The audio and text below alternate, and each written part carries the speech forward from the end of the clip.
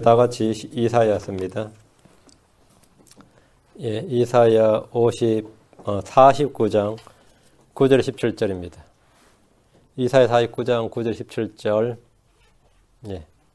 나는 너를 잊지 아니하리라. 근데 49장 15절 말씀. 이사야 49장 15절 말씀. 예. 같이 읽습니다. 여인이 자기의 젖먹는 자식을 잊을 수 있겠으며 자기 태에서 난 아들을 불쌍히 여기지 않을 수 있겠느냐. 참으로 그들은 혹시 잊을지라도 나는 너를 잊지 아니하리라.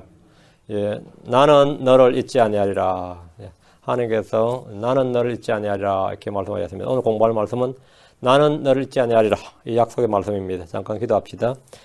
위대하시고 거룩하신 주 하나님 감사합니다. 하나님께서 이 저녁에 또 함께 모아주셔서 저희가 하나님의 말씀을 공부합니다. 이 말씀을 공부할 시간이 참 은혜로고 복된 시간이 되게 하시고 주의 영감이 저희 속에 가득 차는 또 주께서 주시는 빛과 주의 그 계시의 말씀이 넘치는 그런 시간이 되도록 해주시고 또 놀라움 또 주의 권능 이런 것들을 체험하도록 하시기를 원합니다. 아버지 하나님께서 중요한 말씀을 잘 선포할 수 있도록 잘 전달할 수 있도록 힘을 주시고 또 모든 성도에게 귀를 열어주시고 깨닫는 마음을 주시고 또 이 말씀을 마음에 잘 간직할 수 있도록 빼앗기지 않도록 흘려듣지 않도록 또 다른 것들과 함께 섞이지 않도록 오직 믿음과만 잘 결합하도록 은혜 베풀어 주시옵소서.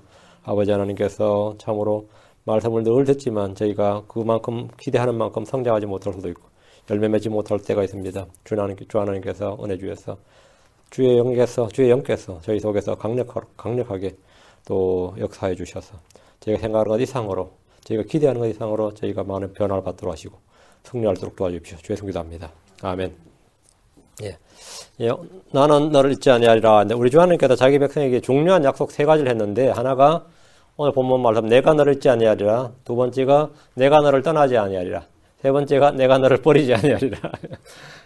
내가 너를 잊지 아니하리라. 내가 너를 떠나지 아니하리라. 내가 너를 버리지 아니하리라. 이 셋을 한마디로 정리하면 다른 한 말씀이 있습니다. 내가 너와 항상 함께 있으리라 합니다. 신명기 4장 31절에 주 내 하나님은 긍휼이 많은 하나님이시므로 그분께서 너를 버리지 아니하시며 너를 멸하지 아니하시고 친히 내 조상들의 명시하신 바 그들에 대한 언약을 잊지 아니하시리라. 그들에 대한 언약을 잊지 아니하시리라. 주님께서 너를 버리지 아니하시고 너를 멸하지 아니하시고 언약을 잊지 아니하시리라. 3가지를 약속하셨습니다. 주님은 가나안을 목죄해둔 이스라엘 백성을 향해서 마음을 강하게 하고 크게 용기를 내라. 두려워하지 말라. 그들을 무서워하지 말라. 주 내 하나님은 곧 너와 함께 가시는 그분이시니라. 함께 가시는 그분. 그분께서 너를 떠나지 아니하시며 버리지 아니하시리라 하니라. 떠나지 않는다. 버리지 않는다. 한 가지 더 잊지 않는다. 한마디로 하면 예, 함께 하신다. 이것은 신실한 약속입니다. 주께서 함께 하시며 너를 버리지 않고 너를 떠나지 않고 주께서 함께 하신다.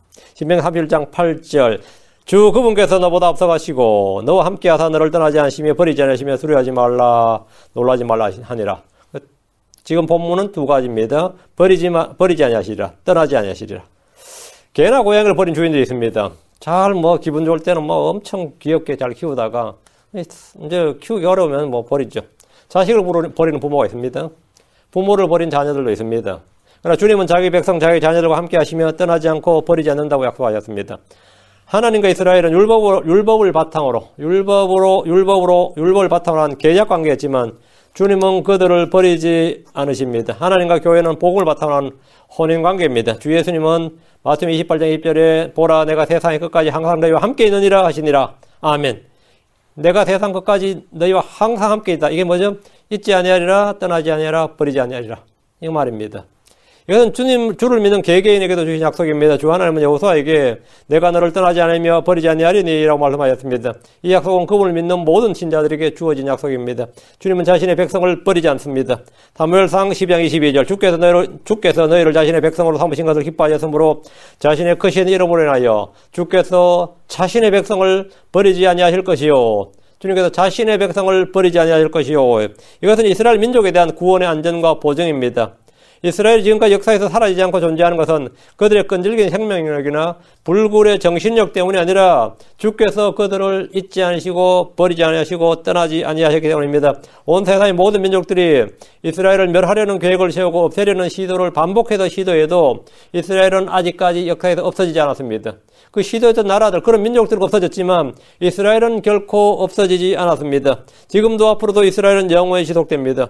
대환란 때도 이스라엘 있고 천년왕 때도 이스라엘 있고 영원시대도 이스라엘에 있습니다. 그들은 영원히 있습니다. 열왕기상 6장 13절 또 내가 이스라엘 자손 가운데 거하며 내 백성 이스라엘을 버리지 아니하리라 하셨더라. 내 백성 이스라엘을 버리지 아니하리라. 주 하나님은 그들을 징계하시고 심판하실지라도 그들을 버리지 아니하시고 그들을 보존하시고 소생시킴으로 약속의 말씀을 성취하십니다. 에스라 9장 9절에 우리가 노예가 되었을지라도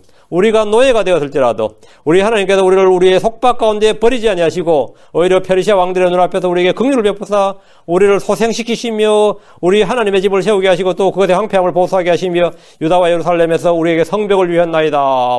성벽을 주셨다는 말은 다시 그 지역을 그 도시를 주셨다 이 말이에요. 이런 과거의 단회적인 역사적 사건이 아니라 앞으로 일어날 반복적인 예언적 사건입니다. 주님은 광야에서 반역하고 불순종한 이스라엘을 버리지 아니하셨습니다. 느헤미야 9장 19절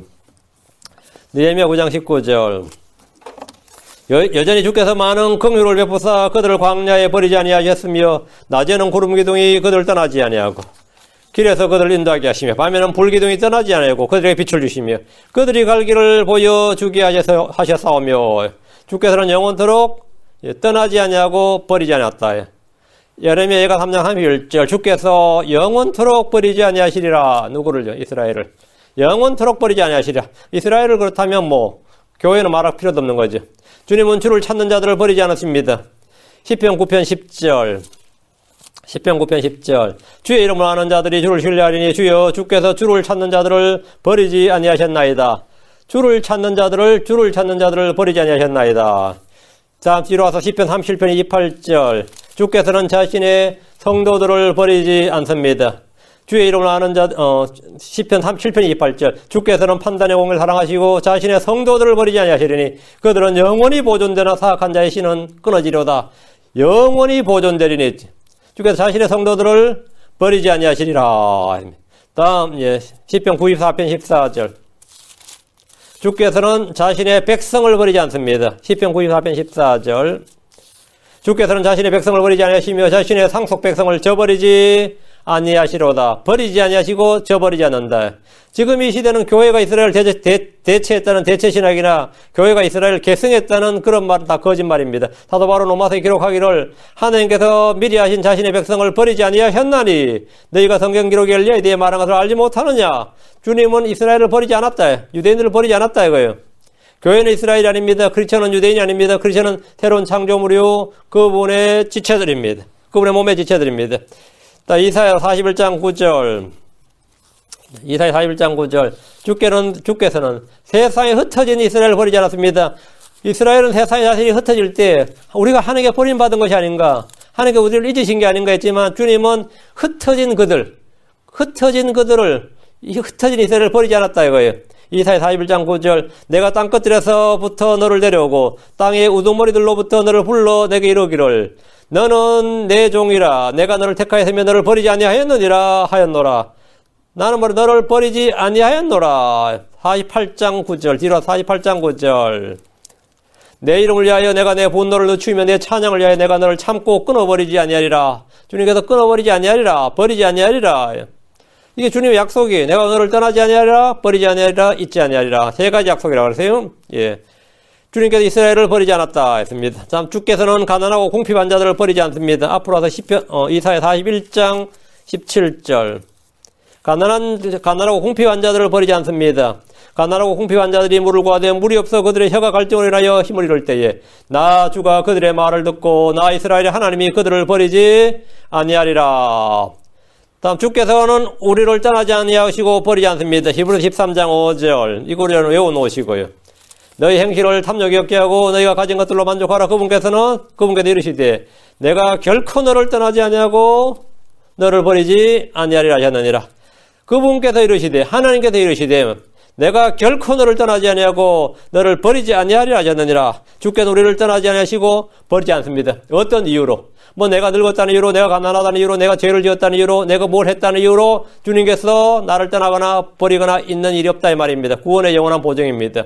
주께서 우리를 결코 떠나지 않으시고 결코란 말은 문자 그대로 never, 결코 in no way, 절대로 떠나지 않는다. 주님은 우리를 잊지 않습니다. 자, 그럼 본문을 봅니다. 이사야 49장으로 왔어요. 9절입니다. 이것은 내가 갇힌 자들의 이르기를 나오라. 내가는 예수님입니다. 이것은 내가 갇힌 자들의 이르기를 나오라 하며 어둠 속에 있는 자들에게 이르기를 너희 자신을 보이라 하게 하렵니다. 주님께서 재림하셔서 온 세상에 흩어진 이스라엘이 이렇게 말한다는 겁니다. 나오라. 내 자신을 보이라. 이렇게. 그들이 길에서 먹으며 그들의 초장이 모두 높은 곳에 있으리라. 회복된 이스라엘이죠. 그들이 길에서 먹으며 그들의 초장이 모두 높은 곳에 있으리라.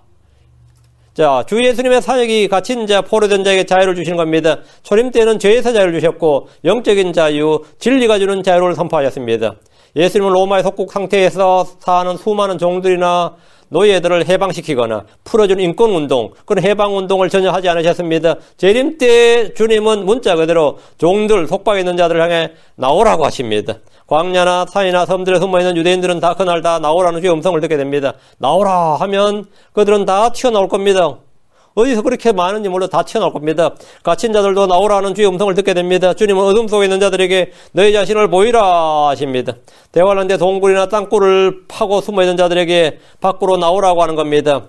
누가 뭐 전보 치고 전화 안 해도 주의 음성이 그 속으로 다 들어가요. 그들은 다 튀어나오는 거예요.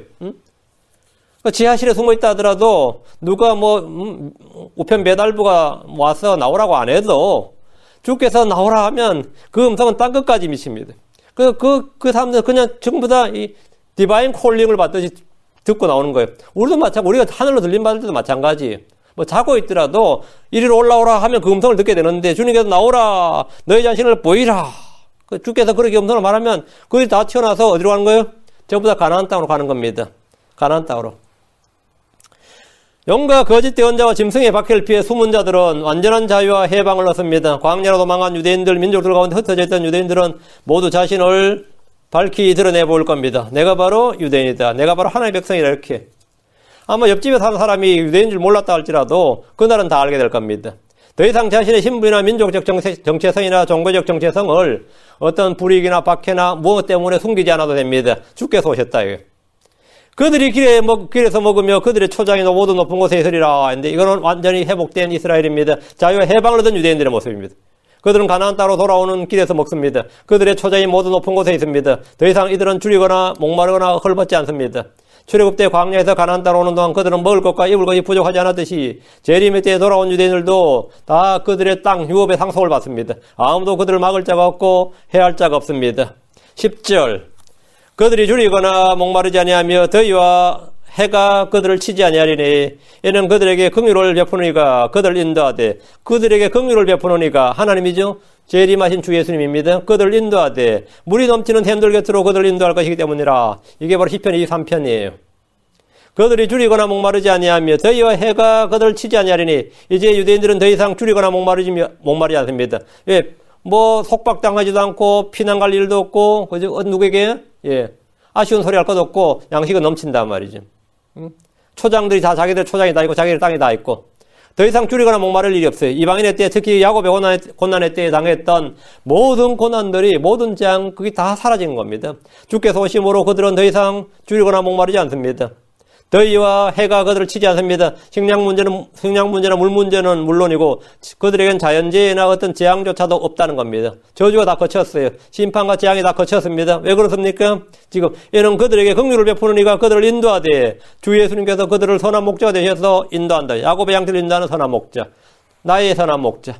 긍휼을 베푸는 이가 그들을 인도하되 이 말씀대로 주께서 그들을 인도하시는데 선한 목자이신 주님께서 그들을 약속의 땅으로 그들을 평강의 길로 인도하십니다. 안식으로 인도하십니다. 참된 자유로 인도하시는데 지금 본문은 어디로 인도한다고 10절에 물이 넘치는 샘들 곁으로 그들을 인도할 것이기 때문이라. 물이 넘치는 샘들 곁으로 그들을 인도한다.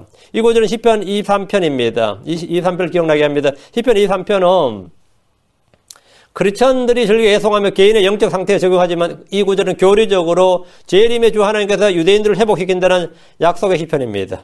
시편 23편 1절 3절에 주는 나의 목자시니 내게 부족함이 없으리로다. 주님께서 인도하신다 이거예요. 그분께서 나를 푸른 초장에 누이시며 잔잔한 물가로 인도하시고 내 혼을 회복시키시며 자신의 이름을 위하여 의의 행로들로 나를 인도하시는도다. 이것이 바로 이스라엘의 민족이 회복되는 과정을 주님께서 말씀해 준 겁니다. 이사야 본문과 정확히 짝을 이루고 있습니다. 주님께서 야곱의 고난을 당한 이스라엘을 회복해 주신 겁니다. 11절 내가 나의 모든 산을 길로 만들고 나의 큰 길들을 도두리니, 이 구절을 이제 보통 여러분 간주성경이나 아니면 뭐 주석사 이런 거 보면 전부 다 이 문자적 예언적으로 해석하는 일이 거의 없습니다. 여기서 길을, 나의 모든 산을 길로 만들고 뭐 나의 큰 길들을 도두리니 하면 대부분 다 영적으로 적용을 해서 뭐 예수님께로 가는 길 이런 거, 이런 식으로 영적으로 해석을 하고 설교하는 게 대부분입니다. 이사야 11장 16절 19절 3절을 보면, 이사야 11장 16절, 아시리아를 떠나는 그분의 백성 중에 남은 자들, 즉 남아있는 자들을 위하여 큰 길이 생기리니 그것은 곧 이스라엘이 이집트 땅에서 나오던 날에 그에게 있었던 것과 같으리라. 큰 길이 생기리니 했죠. 큰 길이. 하나님께서 돌아오는 백성들을 위해 큰 길이 생긴다고 합니다. 문자 그대로 큰 길입니다. 아시리아에서 돌아오던, 이집트에 돌아오던 주님께서 그들의 큰 길이 생긴다 이거예요. 그 큰 길을 만드시는 거죠. 이사야 19장 2, 3절. 그날 이집트에서부터 아시리아에 이르는 큰 길이 있어 아시리아 사람은 이집트로 가고 이집트 사람은 아시리아로 가며 이집트 사람들이 아시리아 사람들과 함께 섬기리라. 도로가 촥촥 나는데 이 사막의 도로 내기 쉽지 않죠. 근데 그때는 도로가 촥촥 나 있는데 아주 큰 길이 생긴다면 모든 산을 길로 만들고, 그 산에 하이웨이가 생긴다고 생각해봐요. 하이웨이가 산에. 이집트에서 아시리아까지 큰 길이 생긴다 하면 이거는 문자 그대로 길입니다. 그럼 이 구절 역시 이사야 49장에서도 문자 그대로 주께서 길을 만들고 도두신다고 해석해야 됩니다. 지금 대부분의 지역의 경계를 나누는 것이 산과 강입니다. 큰 산이 있으면 뭐가 되죠? 그게 지역을 나눠버리죠. 큰 산들이 있으면 지역이 뚜렷이 구분이 됩니다. 산을 깎든지 터널을 뚫든지 어떤 방법으로든지 이 길을 만들면 지역의 경계가 그 구분이 사라집니다. 제가 원래 한국을 갔는데 여러 도시를 갔습니다. 그런데 계속해서 산들을 통과해서 난 길을 보면 굉장히 놀랐습니다. 예전에는 그 다 산이었는데 산길이 너무 잘 나 있는 거예요. 포장도로가. 그래서 아무 문제 없이 뭐 이 대구에서 김천으로 해서 영동 김천 이렇게 해서 전라도 화성까지 가는데 계속 산을 통과하는데 언제 이 한국 이렇게 모든 길을 다 내놨는지 놀랐어요. 그 한국의 힘이 좀 느껴지는 장면인데, 야, 한국 못 산다 그러면 안 된다. 이런 산에 전부 다 이 정도의 길이 다 쫙 나 있을 정도로 아주 포장도 너무 잘 돼 있는 거예요. 계속 산이에요. 그렇게 길이 나 있는데, 이건 천연왕국에 있으면 아무것도 아니다 말이에요. 주님께서 나의 모든 산을 길로 만들 거예요. 나의 모든 산을 길로 만들고. 그래, 길이 쫙 나버린다 이거예요. 길이 쫙 나버린다. 이스라엘로는 모든 길이, 모든 나라에서 모든 길이 다 난다. 모든 길이 다 난다 이거예요. 주님께서 그렇게 하신다 이거예요. 더 이상 산은 사람들이 통행하고 오고 가는 장애물이 아닙니다. 이곳 미국의 동서횡단 고속도로 한번 보십시오. 수많은 산들을 그냥 길로 만들어서 이곳 서부에서 동부까지 아무 문제 없이 차량으로 계속 달릴 수 있습니다. 계속 달릴 수 있어요. 산들을 계속 통과할 수 있다고. 왜? 산을 다 길로 만들어버렸기 때문에. 철로도 깔려버렸죠.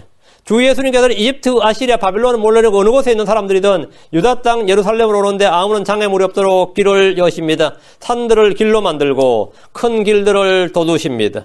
이 길은 왕의 대로라고 부르는데 유대인들이 돌아오는 길입니다. 그리고 이방인들이 주를 찾아 경배하러 올 때 이 길로 오면 됩니다. 전에 모든 길은 로마로 통한다고 했다면 그날에는 모든 길은 예루살렘으로 통합니다. 높은 산들의 왕의 대로가 나게 될 겁니다. 이 구절을 영적으로 해석해서 우리 마음에 주님으로 향하는 길을 만든다는 식으로 해석하는 것은 설교에서는 흔히 나옵니다. 설교에서는 예를 들어 누가복음 3장 4절 5절에 이것은 대언자 이사야의 말씀들의 책에 기록된 바 같으니라. 이르시되 광야에서 외치는 자의 소리가 있어 이르기를 너희는 주의 길을 예비하라. 그분의 행로들을 곱게 하라. 모든 골짜기가 메워지면 모든 산과 작은 산이 낮아지고 구부러진 곳이 곱게 되며 험한 길들이 평탄하게 될 것이요. 이제 여기서 말한 주의 길, 그분의 행로는 예수님을 말합니다. 골짜기, 모든 산, 구부러진 곳, 험한 길들은 침례 요한이 이스라엘 사람들의 마음이나 영적 상태를 돌이킨다. 이거. 그 돌이킨다는 걸 말한 겁니다. 성경 본문을 볼 때 영적 적용과 교리적 적용을 잘 구분할 수 있도록 해야 됩니다. 자, 12절. 다시 이사야 49장 12절. 보라, 이들은 먼 곳에서 오며 보라, 이들은 북쪽과 서쪽에서 오고 또 이들은 시님 땅에서 오리라. 먼 곳에서 온다는 말은 온 세상에 흩어져 살던 유대인들이 본토 가나안 땅으로 돌아온다는 말입니다. 북쪽과 서쪽에서 온다는 것은 지도를 펴서 이스라엘 땅 북쪽과 서쪽을 보면 됩니다. 북쪽과 서쪽을 보면 돼요. 러시아를 비롯한 유럽에서 오고 이스라엘 서쪽은 지중해죠. 지중해 연안의 모든 나라들에 흩어진 유대인들이 돌아옵니다. 남쪽으로는 아프리카와 이집트입니다. 동쪽으로는 중국에서 온다 이거예요. 아시아죠. 본문에 또 이들은 시님 땅에서 오리라 이 나오죠. 또 이들은 시님 땅에서 오리라. 시님 땅이 중국입니다. 신임 땅이 중국인데 중국은 진나라에서 지금의 진이 친, 그게 차이나가 된 겁니다. 진나라가 차이나가 됐고, 뭐 우리나라 고려가 코리아가 됐다 그러죠. 그렇지. 진나라가 차이나라 이름이 되고 신임은 진에서 유래한 이름입니다. 중국에 무슬림들은 굉장히 많지만 유대인들이 많다는 것은 알려지지 않았는데 최근에 중국 땅에 흩어진 유대인들이 많이 알려졌습니다. 중국 땅에서도 유대인들이 신임 땅에서 나오리라 말, 오리라 어디로? 가나안 땅으로 온다 이 말입니다. 13절입니다. 동서남북 다 모든 곳에서 몰려드는 거죠. 이제 본토 회복인 겁니다. 본토로 귀환하는 거죠. 13절 이사야 42장 13절 오 하늘들이여 노래하라 오 땅이여 기뻐하라 오 산들이여 소리내어 노래하라 주께서 자신의 백성을 위로하셨은즉 자신의 고난받는 자들에게 긍휼을 베푸시리라. 성경은 오 하늘들이여 라고 부르면서 너희는 귀를 기울이라 오 하늘들이여 들으라 오 하늘들이여 노래하라 뭐 이런 말씀 들어보셨죠. 이 명령이 있는데 뭐 하늘들이 어떻게 노래하냐 그러면 하늘들에게 노래하라는 것은 하늘들의 처소들에 있는 자들에게 하는 명령입니다. 하늘들의 처소, 하늘들에 누가 있습니까? 셋째 하늘에는 무수한 천사들의 무리와 총회와 하늘에 기록된 첨단 자들의 교회와 모든 것의 심판자 되신 하나님과 완전하게 된 의인들의 영들과 뭐 이런 게 있단 말입니다. 둘째 하늘에는 정사들과 권능들과 어둠의 치리자들이 있습니다. 이들은 모두 대환란 때 땅으로 쫓겨나고 우리 주의 칼에 멸망합니다. 그날에 하늘들은 노래합니다. 그들은 주께 영광을 받으신 것을 찬양하고 그분의 위엄을 노래합니다. 그분께서 행하신 모든 일을 노래한다. 하늘들은 노래해요. 기뻐 노래합니다. 그분을 찬양합니다. 오 땅이여 기뻐하라. 이 말은 아담의 죄로 인해 저주받았던 땅이 구속받았기 때문입니다. 땅에 있는 모든 것들도 당연히 기뻐합니다. 땅에 사는 사람들은 주의 오심에 또 주의 권능을 보게 됩니다. 그 땅은 기뻐하죠. 오 산들이여 소리내어 노래하라. 이건 산에 가는 짐승들은 그날에 완전히 구속받습니다. 하나님의 아들들이 나타나는 그날 땅의 모든 짐승이 완전한 자유를 얻습니다. 구속을 받는다. 주께서 자신의 백성을 위로하셨은즉 이스라엘을 위로하셨다는 말입니다. 자신의 고난받는 자들에게 긍휼을 베푸시리라 했는데 대환란 때 고난받았던 이스라엘에게 주께서 긍휼을 베푸셨다. 다윗에게 베푸는 확실한 긍휼을 이들에게 베풀어 주시는 겁니다. 그래서 이들은 모두 다 죄상을 받고 회심해서 왕국 백성이 되는 거죠. 14절입니다. 그러나 시온은 이르기를 주께서 나를 버리셨으며 내 주께서 나를 잊으셨다 하였거니와. 이거는 이스라엘이 하는 말. 시온은 말하기를, 시온이 뭐죠? 예루살렘이죠? 시온은 이르기를 주께서 나를 버리셨으며 내 주께서 나를 잊으셨다 이거네. 바벨론 70년 포로 생활 때도 그런 생각을 했고 로마의 압제 아래 있을 때 그런 생각했고 2000년 동안 나라가 없을 때도 이스라엘은 주께서 나를 버리셨으며 내 주께서 나를 잊으셨다 이런 말을 자연스럽게 했습니다. 누구나 사람이 극심한 고난을 받을 때 아니면 극심한 재앙을 겪을 때 그는 주께서 자신들을 버리시고 잊으신 것이 아닌가 이런 생각을 하게 되고 그런 말을 내뱉게 됩니다. 물론 믿음이 좋아서 뭐 안 그런 사람도 있겠지만 자연스럽게 나온 것이 주께서 나를 버리셨으며 내 주께서 나를 잊으셨다. 이렇게 말해도 나오면서 그렇게 말했어요. 왜? 고생하면 다 그런 말 나오죠. 극심한 어려움에 처해본 사람들은 누구나 할 수 있는 말입니다. 그 예루살렘도 그런 말 하는 거예요. 주께서 나를 버리셨으며 내 주께서 나를 잊으셨다. 하나님께서는 그걸 잊지 않으셨는데 고난 가운데 있는 사람들은 그런 생각이 안 드는 거죠. 누구나 할 수 있는 말이. 시편 77편 7, 9절. 시편 77편 7절에서 9절. 주께서 영원히 버리실까? 그분께서 다시는 호의를 베풀지 아니하실까? 그분의 긍휼은 영원토록 거의 사라졌는가? 그분의 약속은 영원히 끊어졌는가? 하나님께서 은혜 베푸신 일을 잊으셨는가? 그분께서 분노하사 자신의 친절한 긍휼을 다스쳤는가? 하였나이다. 셀라. 대체 몇 가지? 영원히 버리실까? 호의를 베풀지 아니하실까? 긍휼은 사라졌는가? 약속은 끊어졌는가? 은혜 베푸신 걸 잊으셨는가? 친절한 긍휼을 다스쳤는가? 이 6가지를 지금 하는데 이건 뭡니까? 하나님에 관한 모든 의심을 다 하는 거지.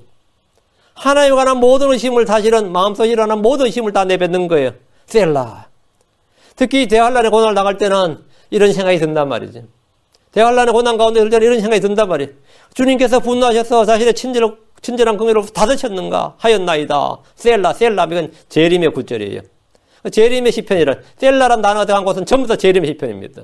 그럼 이때 이스라엘은 이런 생각이 들어요. 특히 그때는 완전히 뭐 짐승과 용에게 치달릴 때니까 이런 생각 안 들 수가 없지. 유대인들이 이방 땅에서 아무 소망이 없을 때 그들은 이렇게 노래했습니다. 이들은 이스라엘의 보존과 영원한 안전에 대한 믿음이 없었던 겁니까? 예레미야 23장 39절 40절. 예레미야 23장 39절 40절. 그런즉 보라 나 곧 내가 너희를 완전히 잊으며 내가 너희와 너희 조상들에게 준 도시와 너희를 버리고 내 앞에서 너희를 쫓아내며 잊지 못할 영존한 치욕과 영존한 수치를 너희에게 가져오리라. 이런 말씀을 보면 어때요? 우리 완전 망했네요. 성경에 이런 말씀이 있네 말이에요. 이런 말씀은 이스라엘이 완전히 끝난 것처럼 보이는 구절입니다. 그러나 이것은 완전히 끝났다, 영원히 끝났다가 아닙니다. 70년이라는 기간이 정해져 있습니다. 다니엘의 71회까지란 70년, 71회가 정해져 있어요. 징계기간이 70년이고 징계기간이 71회예요.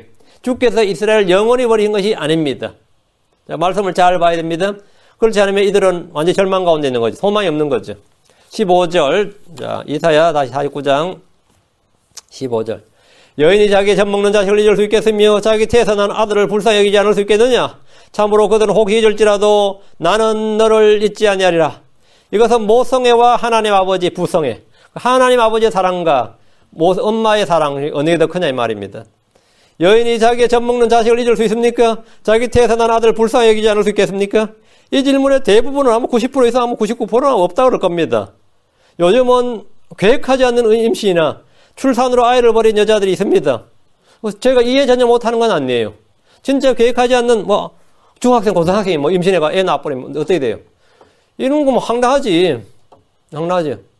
이제 그런 애들을 돌보기 위해서 제가 이 한국 살 때 서대문에 살았거든요. 그 서대문 좀 높은데 천연동이라는 동네에 있어요. 그 위에 구세군 교회 본부가 있었습니다. 그럼 보면 어린애들이 전부 다 배가 볼도해가 왔다 갔다 해요. 그 구세군 천연동 교회가 그런 애들을 받아주고 이제 임신할 때까지, 임신해서 애 낳을 때까지 보호해주는 역할을 그 교회가 했던 거예요. 저는 거기 웬 애들이 이런 애들, 이 동네 왜 이런 애들이 왜 이렇게 많아 싶었는데 이런 애들이 이렇게 많은 게 아니라 그 교회가 그런 좀 좋은 일을 했던 거예요, 사실은. 근데 그런 교회라도 가서 돌봄을 받으면 괜찮은데 아내들은 자기들로 감당을 못하죠. 그런 애들이 아니라 또 어른도 마찬가지예요. 그래 아이를 버린 여자들이 꽤 많습니다. 생활고로 인해서. 아니면 어떤 이유로 아이를 낳은 후에 버린 사람들의 이야기는 우리가 자주 접할 수 있습니다. 그러나 일반적으로는 모든 부모는 자신을 아끼고 불쌍히 여기고 사랑하며 특히 엄마는. 시편 103편 13절, 이번 아버지, 시편 103편 13절이에요. 시편 103편, 13절 아니에요. 아버지가 자기 자식들을 불쌍히 여기는 같이 주께서 자신을 두려워하는 자들을 불쌍히 여기시나니. 아버지가 자기 자식들을 불쌍히 여기는 같이 뭐라고요? 주께서 자신을 두려워하는 자들을 불쌍히 여기시나니. 주님의 사랑은 육신의 아버지나 어머니의 사랑보다 큽니다. 주의 긍휼은 어떤 부모보다 더 크고 강합니다. 육신의 어머니 아버지가 자기 자녀를 잊을지라도 주님은 잊지 않습니다. 참으로 그들은 혹시 잊을지라도 나는 너를 잊지 아니하리라. 이 말씀은 하나님의 사랑이 우리가 이 땅에서 크다고 말하는 부성이나 모성이나 훨씬 능가 안 나는 걸 보여줍니다. 시편 27편 10절. 내 아버지 어머니가 나를 버릴 때 주께서 나를 들어올리시리이다. 부모의 사랑, 형제의 사랑, 친구의 우정, 부부간의 애정 등은 평소에는 커 보이지만 위기 상황이 닥치거나 자기에게 손해가 오고 어려움이 오면 극단적 이기심 앞에 그게 아무것도 아닙니다. 그게 아무것도 아니에요. 나한테 어려움이 오고 나한테 직접적인 이 손해가 막 닥치고 말이죠. 내가 미칠 지경이 된단 말이죠. 그러면 그 부모 자식들은 별거 아니에요. 부모 자식이랑 별것도 아니고 부부관계란 건 진짜 아무것도 아니에요. 그때는. 응? 우리 주변은 자식이 원수라고 하는 부모들이 매우 많습니다. 성경에도 기근이 들면 자식의 살을 먹는 부모들의 이야기가 나옵니다. 신명기 28장 54절 55절에 그러므로 너희 가운데 유순하고 아주 연약한 남자라도 자기 형제와 자기 품의 아내와 자기가 남길 자기 자식들 중에 남은 자들에게 눈을 악하게 뜨고 자기가 먹을 살을 자기 자식들의 살을 그들 중 아무에게도 주지 아니하리니 이런 내 원수들이 내 모든 성문에서 너를 괴롭게 하려고 너를 애워싸고 공개에 빠뜨릴 때에 그에게 아무것도 남은 것이 없기 때문이니라.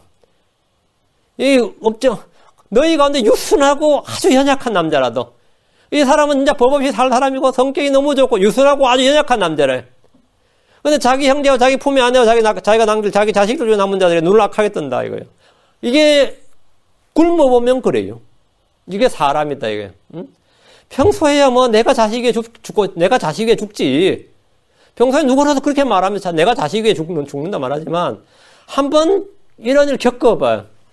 이런 걸 겪어보면 너희 가운데 아무리 성격 좋고 인격 좋고 탁월한 놈도 이래 된다 이거예요. 응? 그 자기가 먹을 자기 자식들의 살을 그들 중 아무에게도 주지 아니하리니 이러잖아요. 응? 자기 마누라한테도 안 준다 이거예요. 응? 이스라엘 역사에 실제로 이런 일이 벌어졌습니다. 열왕기하에서 이런 일이 터졌어요. 열왕기 6장 28절 29절 엘리사 시대에. 엘리사 시절에 시리아의 베나다시 사마리아를 포위했을 때입니다. 도시는 극심한 기근으로 먹을 것이 없었습니다. 그때 성 안에 여인들이 막 싸우는데 왕이 뭐 때문에 싸우냐? 왕한테 막 하소연하는 거예요. 근데 뭐라고 하소연했나 보면 열왕기 하 6장 28절 29절에 또 그녀에게 이르되 무엇이 너를 괴롭게 하느냐 하니 왕이 이제 왕한테 청혼하니까 왕이 물은 거예요. 하니 그녀가 대답하되 이 여인이 내게 말하기를 내 아들을 내라. 우리가 오늘 그를 먹고 내일은 내 아들을 먹으리라 하며 니의 내 아들 같이 잡아먹자 차례도 잡아먹자 해놓고 예 우리가 내 아들을 삶아 먹었나이다. 내 아들 오늘이 내 아들 차례 삶아 먹었는데 다음날 내가 그녀에게 이르되 내 아들을 내라. 우리가 그를 먹으리라 하여서나 그녀가 자기 아들을 숨겼나이다. 이런 황당한 여자가 있나 이러면서 왕한테 재판해 달라는 거였어요. 이게 역사의 그들 속에 있었던 일입니다. 이게 이스라엘 사람들이 다른 나라 민족보다 흉악하고 포악해서 그런 게 아닙니다. 그들은 율법을 가진 민족이었습니다. 그러나 기근 앞에서 굶주림 앞에는 아무것도 아니다 이 말이에요. 이것이 육신의 정과 사랑의 한계입니다. 저는 이 애들 많이 낳아서 애를 못 키운다고 양자로 보낸 사람 많이 봤고요. 고아원에 맡긴 사람도 봤습니다. 자기 형제 가운데 양자로 애가 내가 볼 때 그 집 많지도 않는데도 이 대학까지 보내기로 해가지고 다른 집에 이 친척 집에 보낸 경우도 있었고 이게 뭐 육신의 사랑이란 것은 사실 경제력 앞에서 사정없이 무너지는 겁니다. 뭐 자기 목숨까지 안 가더라 경제력 앞에서도 먹고 살기 힘들다고 홀트 아동복지 맡긴 사람 수두룩합니다. 그 이유가 뭐냐 그러면 먹고 살기 힘들다는 이유예요. 먹고 살기 힘들다는 이유로. 참으로 그들은 혹시 잊을지라도 나는 너를 잊지 아니하리라. 육신의 어머니는 자식을 잊을지라도 하나님은 사람들과 달리 버리지 않으시고 잊지 않으시고 떠나지 않으십니다. 주님은 자신의 자녀들 백성들을 잊지 않으십니다. 신명기 4장 31절에 주 내 하나님은 긍휼이 많은 하나님이시므로 그분께서 너를 버리지 아니하시며 너를 멸하지 아니하고 친히 내 조상들에 맹세하신 바 그들에 대한 언약을 잊지 아니하시리라. 버리지 아니하시고 멸하지 않고 잊지 않으신다. 이것이 하나님의 신실하심과 불변성입니다. 이것은 주께서 맹세로 주신 언약의 말씀입니다. 그러니까 이게 바로 우리에게 주신 언약의 말씀이 주님은 겸손한 자의 부르짖음을 잊지 않으십니다. 시편 9편 12절 그분께서 피에 대하여 조사하실 때 그들을 기억하시리니 그분은 겸손한 자의 부르짖음을 잊지 아니하시는도다. 주님 잊지 아니하시는 것 겸손한 자의 부르짖음을 잊지 아니하신다. 주님 우리가 행한 어떤 일도 잊지 않으십니다. 주님은 사람들이 행한 모든 행위를 기록하시고 다 기억하십니다. 아모스 8장 7절에 주께서 야곱의 뛰어남을 두고 맹세하시되 반드시 내가 그들의 행위 중 어느 것도 결코 잊지 아니하리라. 어느 것도 결코 잊지 아니하리라. 주님 우리가 행한 수고를 결코 잊지 않습니다. 히브리 6장 10절 히브리 6장 10절 하나님 불의하지 아니하사 자신의 이름을 위해 너희가 보여준 너희 행위와 사랑의 수고 곧 너희가 성도를 섬겨온 것과 또 섬기고 있는 것들을 잊지 아니하시느니라. 하나님 잊지 않으신다. 사람들이 잊어버리죠. 그러나 하나님 잊지 않는다요. 우리는 때로 주의 언약을 잊어버립니다. 성도들은 주를 잊어버리기도 합니다. 주의 명령을 잊기도 합니다. 그러나 이스라엘은 주님에게서 결코 잊혀지지 않습니다. 주님은 주님에게서 잊혀지지 않는다. 너희는 잊혀지지 않는다 이거예요. 이사야 44장 21절 이사야 44장 21절 오 야곱 곧 이스라엘아 너는 내 종이니 이것들을 기억하라. 내가 너를 지었으니 너는 내 종이니라. 오 이스라엘아 너는 내게서 잊히지 아니하리라. 너는 내게서 잊히지 아니하리라. 주 예수님께서 우리에게 말씀하시기에 주께서 잊지 않으시는 이유 우리가 잊혀지지 않는 이유가 뭐냐요. 우리가 잊혀지지 않는 이유를 이렇게 말씀하셨습니다. 아주 간단하게 말씀하셨어요. 누가복음 12장 6절 7절 누가복음 12장 6절 7절 하나님은 잊혀지지 않는다 이거예요. 누가복음 12장 6절 7절 주님은 우리의 죄와 불법을 잊어버리시고 던져버리시지만 우리를 잊거나 던져버리거나 떠나버리거나 단념하거나 버리시거나 이런 건 없다 이거예요. 참새 5마리가 이하시련 두하시련에 팔리지 아니하느냐. 그러나 하나님 앞에서는 그것들 중에 하나도 잊히지 아니하리라. 하나도 잊히지 않는다. 오직 아버지께서 너희 머리털까지도 다 세셨나니 그러므로 두려워하지 말라. 너희는 많은 참새보다 더 귀중하니라. 참새도 잊혀지지 않는다. 너희는 참새보다 귀중하니라. 이것이 주께서 우리를 잊지 않으시는 이유입니다. 우리는 많은 참새보다 귀중하다. 한 마리도 주님을 잊지 않는데 너희는 많은 참새보다 더 귀중하니라. 하나님은 잊을 수가 없다 이 말입니다. 다시 이사야 49장 16절 보라 내가 너를 내 손바닥에 새겼고 내 성벽은 계속해서 내 앞에 있나니 보라 내가 너를 내 손바닥에 새겼고 했죠. 내 성벽은 계속해서 내 앞에 있나니 이제 예루살렘 성벽은 무너질 일이 없다 이 말입니다. 1000년 동안 예루살렘 성벽은 안 무너지지 않습니다. 내 성벽은 내 앞에 있나니 계속해서 내 앞에 있나니 이 말씀 하나님께서 자기 백성을 취하시고 도장으로 삼으셨다는 겁니다. 학개서 2장 3절에 보면 만군의 주가 말하노라 오 스알딜의 아들 내 종 스룹바벨아 주가 말하노라 내가 너를 택하였으므로 그날에 내가 너를 취하고 너를 인장으로 삼으리라 만군의 주가 말하노라. 그날에 내가 너를 취하고 주님께서 이스라엘을 취한다. 너를 인장으로 도장으로 삼겠다. 만군의 주가 말하노라. 내가 너를 손바닥에 새겼다는 것은 주님께서 이스라엘 도장으로 삼아서 손바닥에 꽉 찍었단 말이죠. 예수를 믿지 못하는 유대인들에게 하나님의 사랑을 보여주는 말씀입니다. 이것을 이스라엘에게 자신을 믿게 하는 장면. 하나님께서 이스라엘을 취해서 자신의 손바닥에 새겼다. 이게 뭐냐 이거. 어떻게 주님은 새기셨나요? 문신 새긴 건 아닐 거 아니에요. 그걸 다 프린트한 것도 아닐 테고 어떻게 새긴 것 같아요? 도마가 예수님의 부활을 믿지 않은 제자였습니다. 왜? 도마는 무리들과 함께 없었기 때문에 예수님이 제자들 가운데 나타난 날 하필 그날 도마는 그 모임에 빠져 있었어요. 그 다른 사도들 다른 제자들이 다 예수님 만났다 부활했다고 하니까 자기만 못 본 거예요. 그리고 예수님의 부활을 믿지 않았습니다. 다른 사도들은 그걸 봤지만 도마는 아직 자기 눈으로 보지 못했기 때문에 믿지 않겠다고. 그러니까 자기가 직접 만나서 손가락을 넣어보고 만져보고 안 하면 자기가 믿지 않겠다요. 자는 믿지 않겠다고 결심을 했어요. 후에 주님은 도마에게 주님 직접 만났어요. 그래서 주님께서 도마에게 말씀하셨습니다. 요한복음 20장 20절에 그 뒤에 도마에게 이르시되 내 손가락을 이리 내밀고 내 두 손을 보며 또 내 손을 이리 내밀어 내 옆구리에 넣으라. 그리고 믿음 없는 자가 되지 말고 믿는 자가 되라 하시니. 도마의 소원을 주님께 들어주셨어요. 그래서 믿음 없는 자가 되지 말고 믿는 자가 되라. 믿는 자가 되기 위해서 도마에게 필요했던 건 뭐였죠? 표적이었습니다. 그 표적은 직접 보고 만지는 거였어요. 그 예수의 손바닥을 딱 보면 뭐가 되는 거죠? 십자가에 못 박힌 상처가 있어야 되는 거죠. 상처가 있어야죠. 그리고 손을 내면 옆구리에 그건 창자국이 있어야 되는 거죠. 옆구리에 넣으란 말이에요. 그 손가락을 이리 내밀고 내 두 손을 보라. 예수님의 두 손을 보라. 이거 두 손을 보라. 두 손에 뭐가 있느냐 이거죠. 보라 내가 너를 내 손바닥에 새겼고 이거죠. 손바닥에 새겨진 무엇이 있습니다. 주의 손바닥에는 십자가에 못 박힌 자국이 있습니다. 주의 손에 난 상처가 바로 내가 너를 내 손바닥에 새겼고 옵니다. 자기 백성 이스라엘 위해 온 세상 모두를 위해서 주님은 자신의 손바닥에 하나님의 사랑을 새기셨습니다. 자신의 희생과 자신의 죽음과 자신의 고난과 자신의 피 흘리심을 이 손바닥에 새기셨어요. 그 손바닥을 보여주는 거예요. 우리는 하늘에서도 이걸 볼 수 있습니다. 우리는 부활의 몸을 입을 때 몸에 난 상처나 흉터가 전혀 없는 새 몸을 입게 됩니다. 그러나 저 하늘에서 유일하게 상처의 흔적을 가진 몸이 있다면 그건 예수님의 몸입니다. 주님은 상처의 흔적을 그대로 새겨진 몸을 입고 계십니다.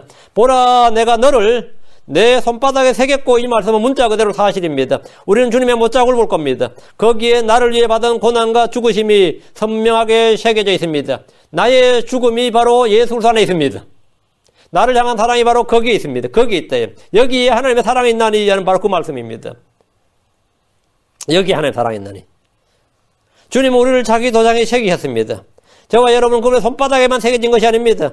고린도후서 1장 22절 그분께서 또한 우리를 봉인하시고 우리의 마음속에 성령을 보증으로 주셨느니라. 보증으로 주셨느니라. 보증으로 주셨다. 이게 뭐냐? 봉인한 거죠. 도장에 새겼다 이 말이에요.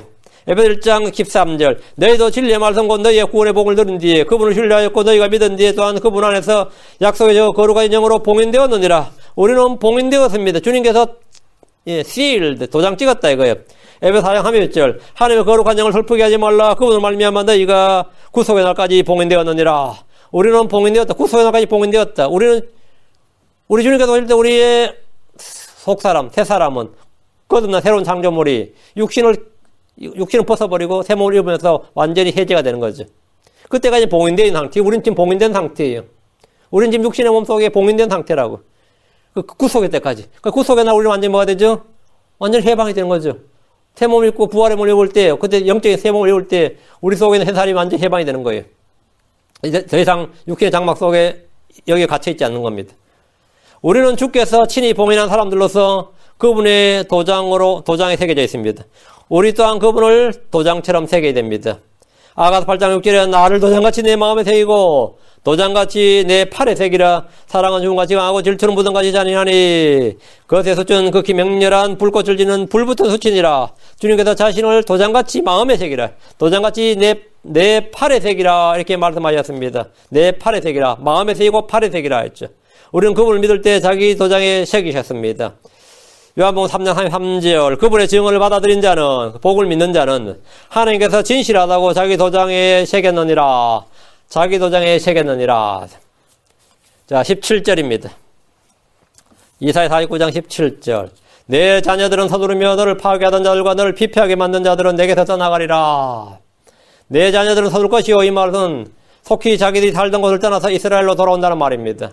유럽에 살든 아프리카에 살든 시님 땅에 살든 어디에 살든 서둘러서 이스라엘로 돌아온다. 가나안 땅 돌아온다 이 말이에요.